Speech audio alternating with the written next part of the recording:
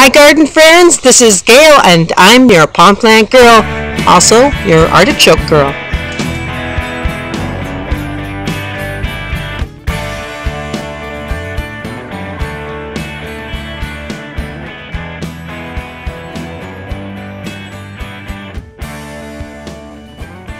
Today we are going to be talking about artichokes and how to take care of them in the winter time. In southern and central California, it's fairly simple. You just leave them in the ground, but in other areas where you get hard frost and hard freeze and snow, it is more of a challenge. Before we get started, let's talk about pest control.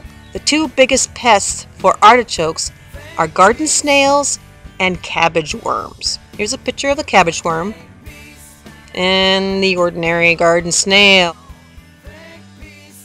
So how do you know if you actually have any pests that are devastating your plants? Well, snails are easy and they're easy to spot.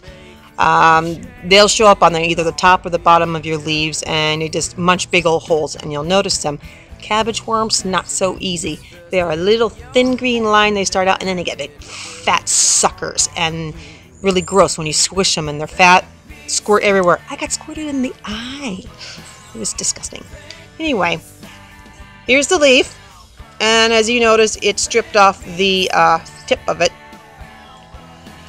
But normally, the worms are a little bit more tricky because ordinarily they hide not on the top, but on the bottom. So you have to take a look at the bottom of your leaves. There's not so much of a problem with your second and third season artichokes that are in the ground because the leaves are tougher and the cabbage worms don't like the older, tougher leaves. Not so much of a problem. I have some out in my garden that I let grow and they're doing great. I don't have to worry about cabbage worms at all. But the little guys, the younger ones, I have to keep a hawk eye on them and I seek and destroy. Here are my little guys. And as you can see, they are just little sproutlings. I won't be shipping those out for at least a year, but I do have some more mature ones that I will ship out, and here's some pictures of those. Now, the reason why I don't ship out the little guys anymore is because half the time they don't survive the mail and they won't survive your garden. I want to send you the very best artichokes with some nice thick roots. The roots will be at least as wide as my thumb. The root base, that is.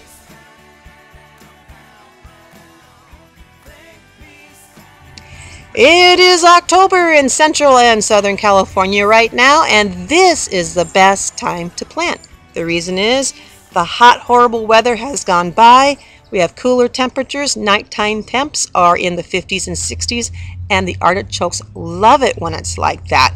They actually do most of their growing at night when the weather is cooler.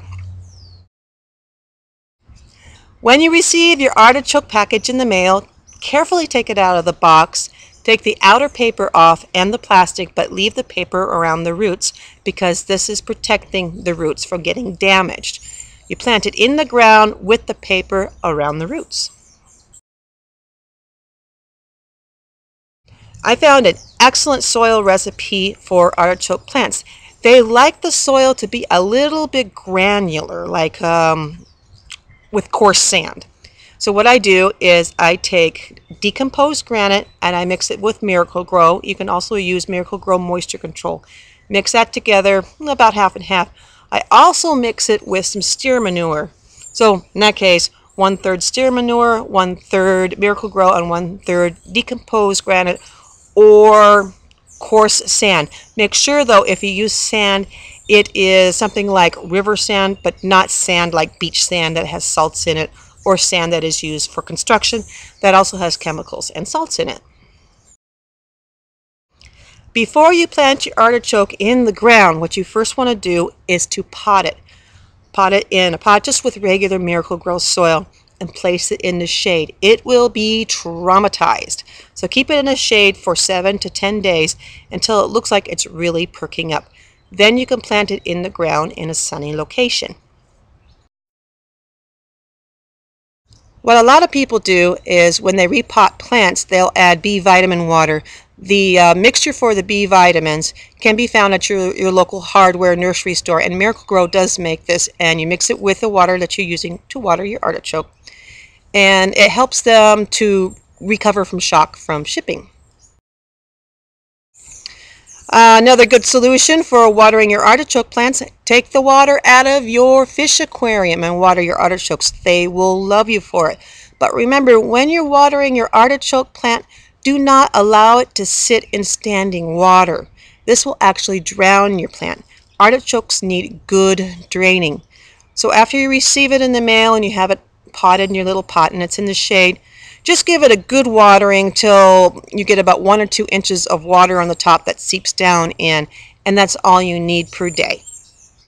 Getting your artichoke established. When you have your artichoke plant, it's been in the shade for a little while, it's looking pretty good. Okay, so now it's time to stick it in the ground. Pick a sunny location, but remember, you need good drainage. That's where maybe some rocks at the bottom of the hole, adding decomposed granite mixed up with your soil is a good idea.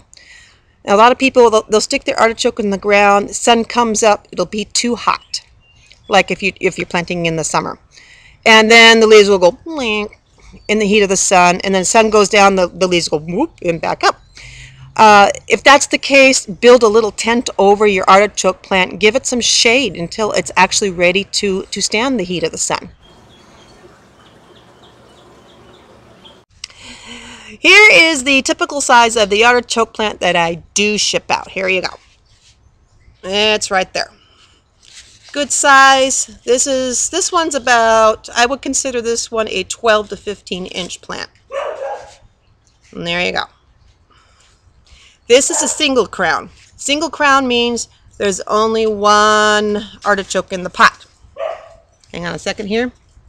Here is a double crown. This has 2 artichokes in the pot. By the way, these are both imperial stars. But this is about the typical size that you'll receive if you order a double or a single crown. What I don't ship out anymore are these tiny guys. See these tiny guys? That's what you'll get from other growers because they don't know how to ship out big plants. And the reason why I don't really ship those out, I mean, I might ship them out to California, but they don't do well at being shipped across the country.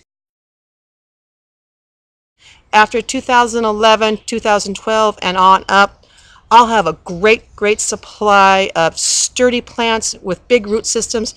They'll be sold as first season plants, but I'll tell you, they're more like second season or, almost second season plants, which are really good for getting established in your garden. Hey, I want to say hello to Donna in Denver, Colorado. Hi, Donna. Donna's my garden friend. I've sent her pond plants and artichoke plants, and she is just a sweet, wonderful lady.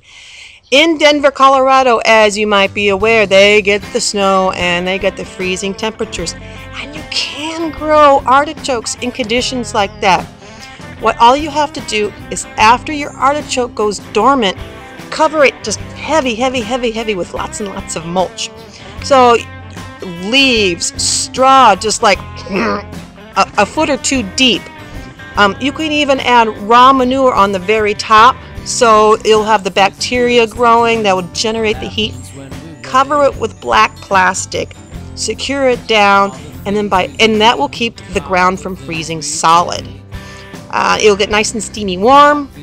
In the springtime, when the weather is warmer, the ground is starting to soften up, uncover it, your artichoke will come back. And you know what?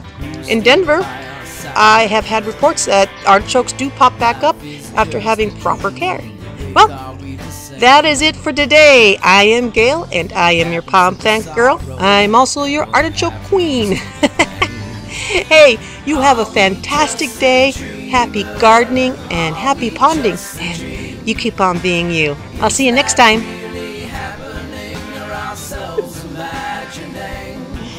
I will seek and destroy you. Ah, God.